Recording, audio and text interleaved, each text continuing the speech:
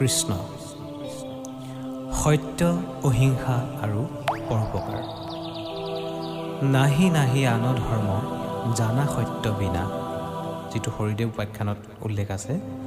সকলোবোৰ প্ৰাণীৰ ভিতৰতে ঈশ্বৰ থাকে কাৰণে সকলোকে বিষ্ণু জ্ঞান কৰিব লাগে। যিজনে ব্ৰাহ্মণ বা চণ্ডালৰ কোনো বৰ্ণ বিচাৰ নকৰে, দাতা আৰু চোৰৰ প্ৰতি যাৰ সমান দৃষ্টি, নিজ আৰু সাধুৰ মাজতো যিয়ে ভেদভাৱৰ জ্ঞান নকৰে, সেইজনকহে জ্ঞানী বা পণ্ডিত বুলি ক'ব পাৰি, যিটো কীৰ্তনত উল্লেখ আছে। কুকুৰ, শিয়াল, গাধৰ দৰে প্ৰাণীৰ আত্মাটো পৰমেশ্বৰ বাস কৰে বুলি জানি সকলোৰে প্ৰতি সশ্ৰদ্ধ ভাৱ ৰাখিব লাগে।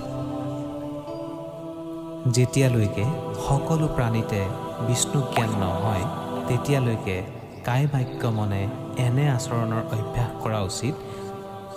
যিজনে গোটেই জগতকে বিষ্ণুময় দেখে, তেওঁ অচিৰেই জীৱনকালত মুক্তি লাভ কৰে।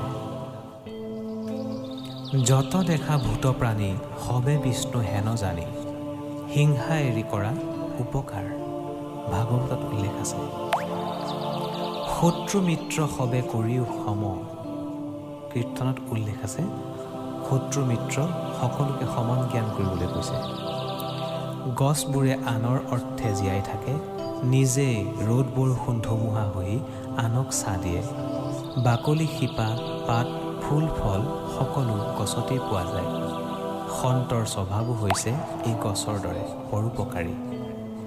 যিসকলে আনৰ উপকাৰৰ নিমিত্তে নিজৰ প্ৰাণ উচৰ্গা কৰিব পাৰে, সেইসকলৰ জীৱন ধন্য। অভয় দানৰ দৰে আন ধৰ্ম নাই, নিজৰ জীৱন দি আনৰ জীৱন ৰক্ষা কৰাৰ লগত কোটি অশ্বমেধ যজ্ঞৰো তুলনা নহয়। যিজনে সাধাৰণ পলু পিপৰাক যত্ন কৰি ৰাখে, তেওঁৰ প্ৰতিও ঈশ্বৰ পৰম সন্তুষ্ট হয়।